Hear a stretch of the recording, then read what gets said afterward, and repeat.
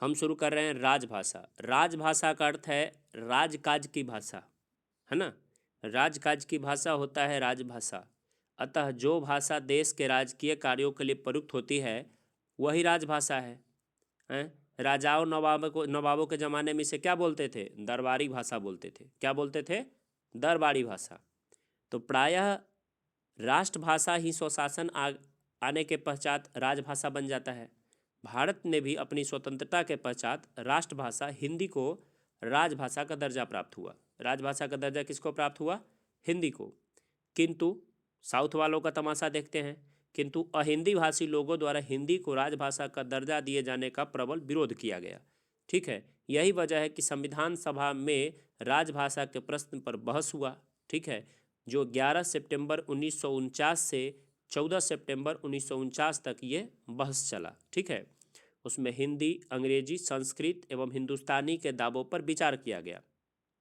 ठीक है, किंतु संविधान सभा के भीतर और बाहर हिंदी के समर्थन को देख करके संविधान सभा की नियम समिति ने, किस समिति ने?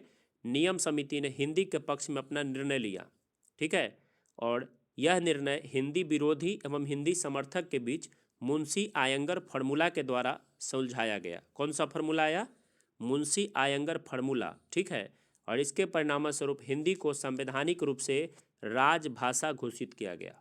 कौन सा भाषा घोषित किया गया? हिंदी को राजभाषा। ठीक है, और ये काम कब हुआ? तो आपको पता था, ये बहस चला था 11 सितंबर से 1949 से 14 सितंबर 1949 तक।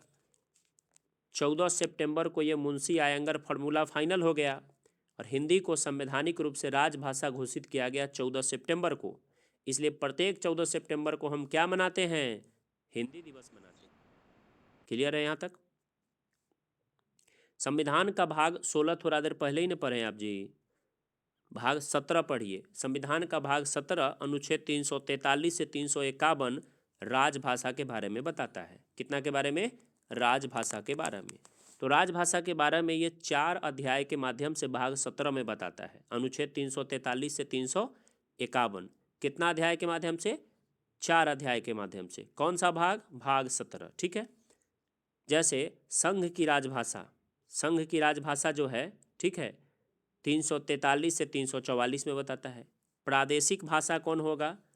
वो अनुच्छेद 345 से 347 तक। उच्चतम न्यायालय और उच्च न्यायालय की कौन सी भाषा होगी? ये 348 से 349 में बताता है। और विशेष निर्देश 350 से 351 में देता है। इसके अतिरिक्त अनुसूची 8 में भी अनुच्छेद 29, 30, 120 और 210 आदि के बारे में भी चर्चा देखने को मिलता है। अब आगे शुरू करते हैं। संघ की राजभाषा 343 के तहत, किस अनुच्छेद के तहत बताइए? 343 के तहत संघ की राजभाषा संबंधी प्रावधान दिया गया है। 343(1) के अनुसार संघ की राजभाषा हिंदी होगी और लिपि देवनागरी होगी। क्या होगी? संघ की राजभाषा हिंदी होगी और लिपि देवनागरी होगी। ठीक है, तो संविधान के लागू होने की तिथि कब है बताइए? 26 जनवरी 1950 से हिंदी को राजभाषा का दर्जा, राष्ट्रभाषा हिंदी नहीं है, राजभाषा है, किंतु उसे लागू नहीं किया गया। ठीक है, हिंदी को राजभाषा का दर्जा तो दिया गया 26 जनवरी 1950 से, किंतु उसे लागू नहीं किया गया। समझ गए? क्या किया गया? लागू नहीं किया गया तो 343(1) के अनुसार संघ की राजभाषा हिंदी और लिपि देवनागरी होगी। 343(1) के अनुसार। ठीक है, लेकिन 26 जनवरी 1950 को घोषणा तो हो गया कि हिंदी राजभाषा होगा, किंतु लागू नहीं किया गया। तो 343(2) के तहत कहा गया कि इस संविधान के प्रारंभ में 15 वर्ष की अवधि तक, यानी 1965 तक, उन सभी शासकीय प्रयोजन के लिए अंग्रेजी भाषा का प्रयोग किया जाएगा। किस भाषा का? अंग्रेजी भाषा का प्रयोग किया जाएगा। समझ गए? तो ये बात किया गया 1965 तक किसका प्रयोग किया जाएगा? अंग्रेजी भाषा का।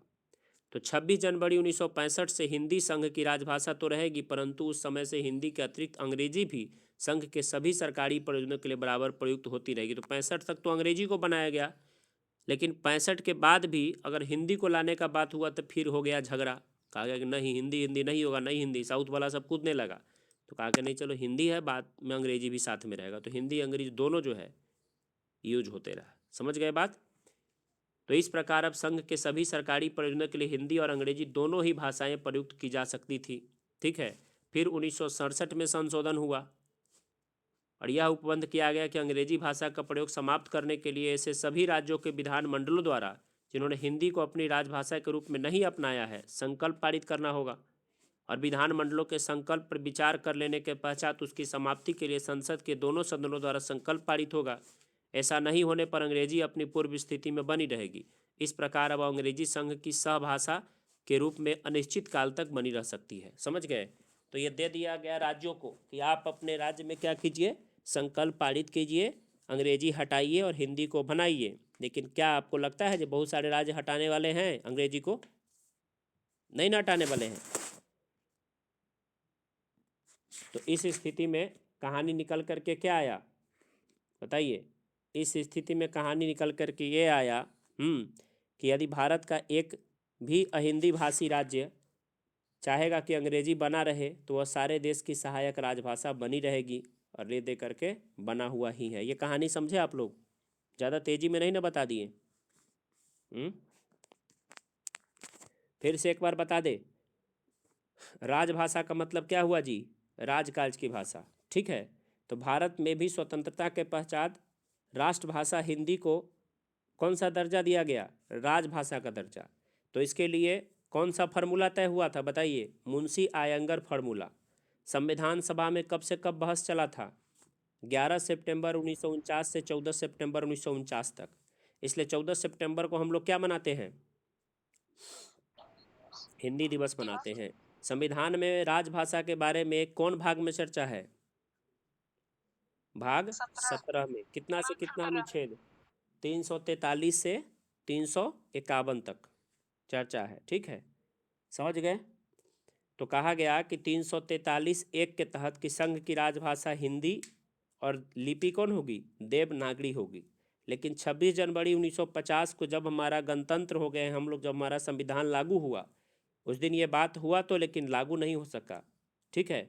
और कहा गया कि शुरू के 15 वर्ष के लिए किसको शासकीय भाषाओं में यूज किया जाएगा? अंग्रेजी को। ठीक है।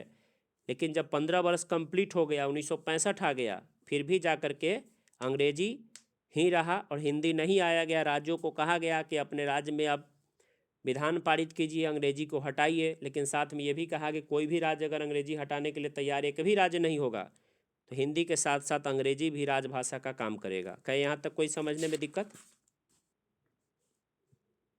नहीं ना? अब राजभाषा का क्या कहानी है? राजभाषा आयोग। तो 343 अनुच्छेद समझेंगे। 344 के तहत राष्ट्रपति को राजभाषा के संबंध में 344 के तहत राष्ट्रपति को राजभाषा के संबंध में सलाह देने के लिए एक आयोग को गठन करने का प्रावधान है। राजभाषा आयोग की नियुक्ति संविधान के प्रारंभ से 5 वर्ष की समाप्ति पर और उसके बाद प्रत्येक 10 वर्ष की समाप्ति पर राष्ट्रपति करेंगे। राजभाषा आयोग का क्या करेंगे? गठन करेंगे। तो आपके लिए सवाल आ गया कि राजभाषा आयोग का गठन कौन करते हैं? राष्ट्रपति। प्रत्येक वर्ष कितना पर? 10-10 वर्षों पे। इस आयोग का गठन एक अध्यक्ष रहेंगे। ठीक है। और 8वीं अनुसूची में भाषा से संबंधित 8वां अनुसूची है ना, तो 8वीं अनुसूची में विनिर्दिष्ट विभिन्न भाषाओं का प्रतिनिधित्व करने वाले सदस्यों से मिलकर के होगा। तो 8वीं अनुसूची में कितना भाषा है टोटल? 22 भाषा है। तो एक इसमें क्या होंगे? एक अध्यक्ष होंगे और 22 अन्य सदस्य होंगे 22 भाषाओं वाले। तो आप कहिएगा जब बताइए कि पहला राजभाषा आयोग कब बना था? तो कहिएगा पहला राजभाषा आयोग 1955 में बना था, बाल गंगाधर खेर की अध्यक्षता में, बीजी खेर की अध्यक्षता में। किनके अध्यक्षता में? बीजी खेर की अध्यक्षता में पहला राजभाषा आयोग बना था। समझ गए? बीजी खेर की अध्यक्षता में। ठीक है, समझ गए?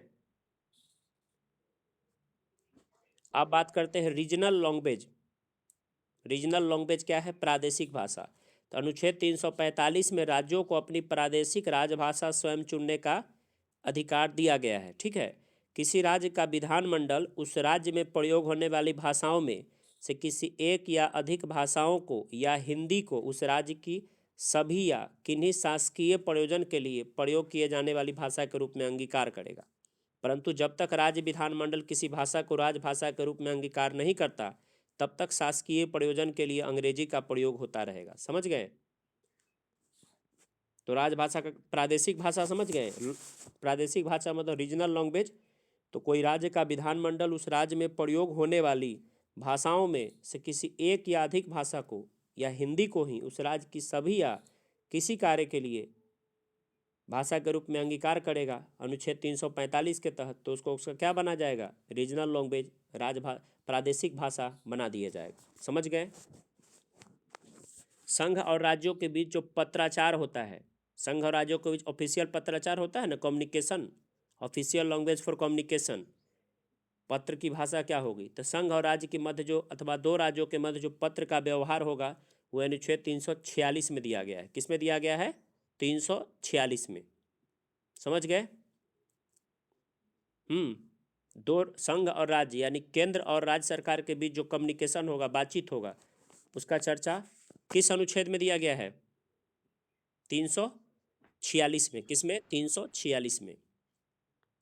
अब देखिए 347, तो राष्ट्रपति को जब लगे कि किसी राज्य की जनसंख्या का पर्याप्त भाग अपने द्वारा बोले जाने वाली किसी भाषा को राज्य द्वारा मान्यता प्राप्त करना चाहती है, तो वह निर्देश दे सकता है कि उस भाषा को भी उस राज्य में सर्वत्र या किसी भाग में शासकीय मान्यता दिया जाए। यह अनुच्छेद 347 में चर्चा है। राष्ट्रपति को जब लगे कि किसी राज्य की जनसंख्या का पर्याप्त भाग अपने द्वारा बोले जाने वाली किसी भाषा को राज्य द्वारा मान्यता प्राप्त कराना चाहती है, तो निर्देश दे सकती है उस भाषा को भी उस राज्य में सर्वत्र या किसी भाग में शासकीय मान्यता के लिए। तो कौन अनुच्छेद होगा? 347। तो ऐसा एगो भाषा बोलिए कौन जो डिमांड हो रहा है उसको बनाने के लिए 347 के तहत।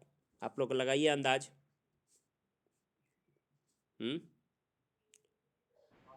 भोजपुरी का डिमांड हो रहा है ना, तो तनी खेसरिया से पूछते हैं, निरहुआ से, कि तुम किस अनुच्छेद के तहत डिमांड कर रहे हो, उसको नहीं पता होगा पता?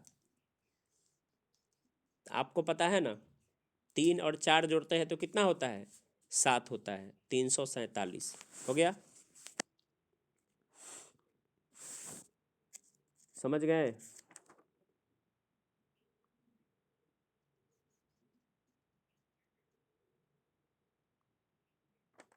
आप थोड़ा सा देख लीजिए। उच्चतम न्यायालय और उच्च न्यायालय की कार्यवाहियाँ तथा संसद व राज्य विधानमंडल के सदनों में विधेयक, अधिनियम तथा अध्यादेश आदि के लिए प्रयोग की जाने वाली भाषा के संबंध में अनुच्छेद 348 में दिया है। कितना में दिया है जी? 348 में। उच्चतम न्यायालय, उच्च न्यायालय, लोकसभा, विधानसभा में जो भाषा यूज होगा उसके बारे में किस अनुच्छेद में दिया है? 348 में। जैसे उच्चतम न्यायालय और उच्च न्यायालय की सभी कार्यवाही अंग्रेजी भाषा में होगी। किस में होगी? अंग्रेजी भाषा में। ये किस में चर्चा दिया है बताइए? किस अनुच्छेद में? 348 में। ठीक है। मातृभाषा में शिक्षा कहता है ना, मातृभाषा में शिक्षा का प्रावधान किया गया है। तो किस अनुच्छेद के तहत मातृभाषा में शिक्षा का प्रावधान किया गया है? 350 के 1 में। कितना में किया गया है? 350 के 1 में मातृभाषा में शिक्षा का प्रावधान किया गया है। कितना में किया गया है बताइए? हाँ, 350 के ए में व्यवस्था किया गया है, मातृभाषा में शिक्षा का व्यवस्था किया गया 350 के ए में। ठीक है। मातृभाषा में शिक्षा का प्रावधान किस में किया गया है? 350 के ए में। ठीक है।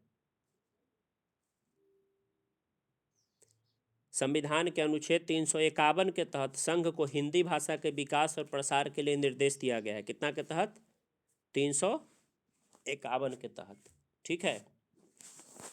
उसके बाद अब जानते हैं कि वर्तमान में 8वीं अनुसूची में कितना भाषा को मान्यता दिया गया है? 22 भाषा को। तो 14 भाषा तो पहले से था।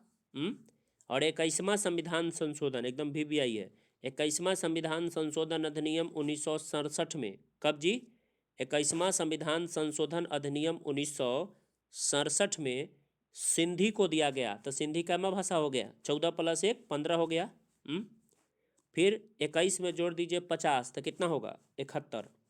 तो 71वां संविधान संशोधन 1992 में, 71वां संविधान संशोधन 1992 में नेपाली, कोंकणी तथा मणिपुरी को, किसको, जिसको नमक कह सकते हैं, ट्रिक, नमक, नेपाली, कोंकणी, मणिपुरी को। 71वां संविधान संशोधन 1992 में, और फिर 92वां संविधान संशोधन अधिनियम 2003 में बाघ सा डोम, बाघ सा डोम, ब से बोडो, स से संथाली, ड से डोमरी और म से मैथिली, तो बाघ सा डोम को भी दर्जा दिया गया। बोडो, संथाली, डोगरी, मैथिली, तो 22 भाषा हो गया।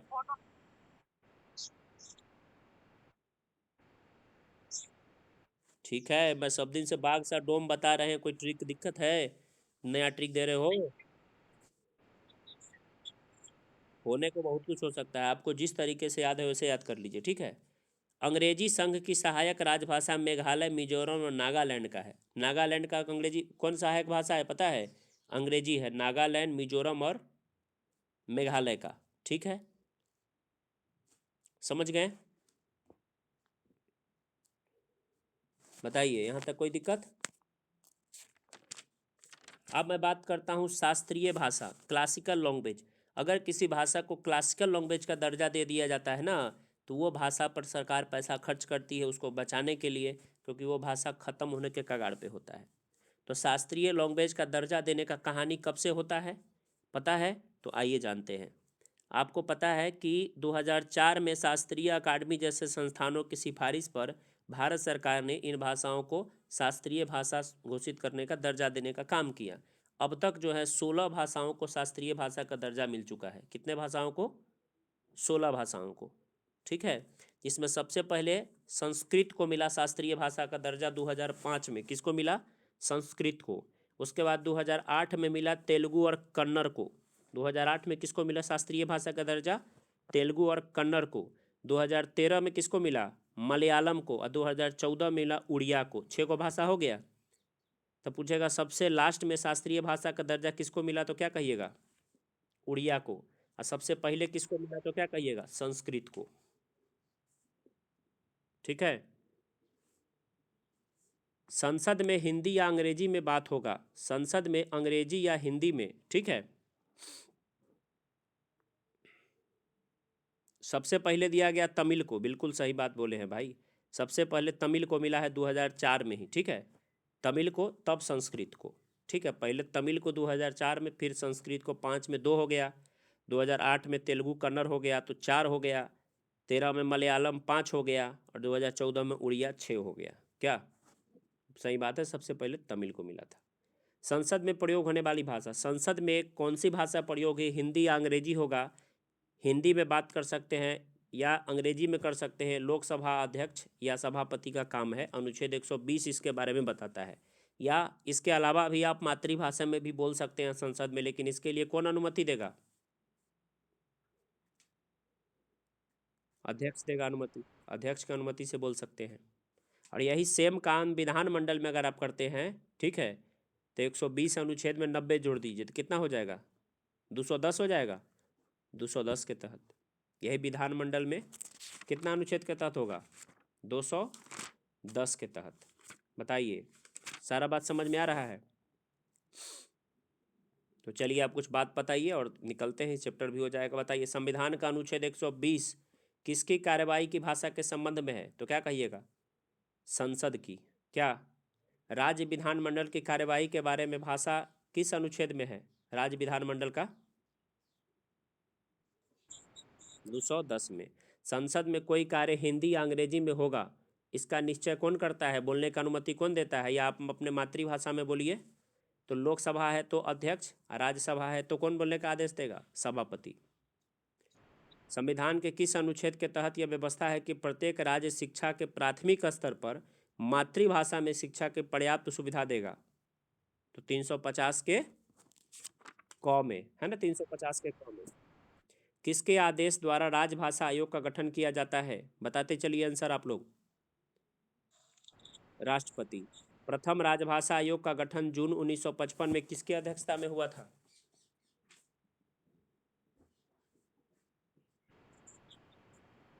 बीजी खेर, बाल गंगाधर खेर की अध्यक्षता में। राजभाषा पर गठित संसदीय समिति में कुल कितने सदस्य होते हैं? तो 30 सदस्य होते हैं। लोकसभा से 20 सदस्य और राज्यसभा से 10 सदस्य। फिर नवंबर 1957 में किसकी अध्यक्षता में राजभाषा पर संसदीय समिति बना था?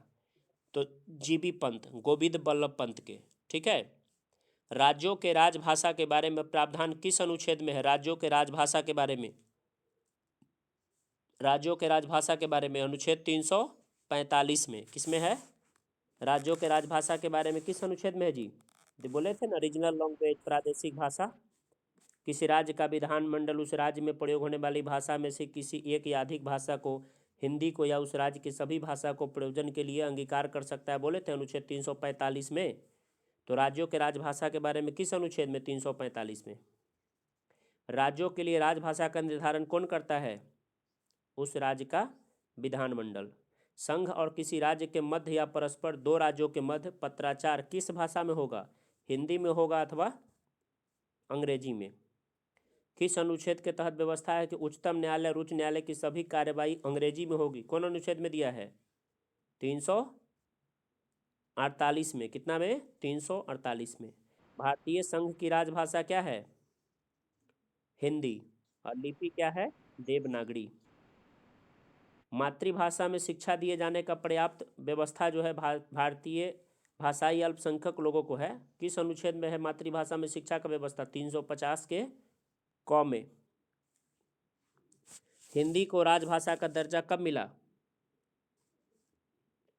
14 सितंबर 1949 को। भारत में हिंदी दिवस कब मनाते हैं? 14 सितंबर को। संविधान में राजभाषा के संबंध में प्रावधान किस भाग में है? भाग 17 में, अनुच्छेद 343 से 351। किस अनुच्छेद के तहत संघ की राजभाषा हिंदी घोषित किया गया? 343 के तहत। राजभाषा आयोग का गठन किस अनुच्छेद के तहत होता है? 344 के तहत। कितना के तहत? 344 के तहत। अंग्रेजी, अच्छा, क्या आठवीं अनुसूची में जो 22 भाषा है उसमें अंग्रेजी है शामिल?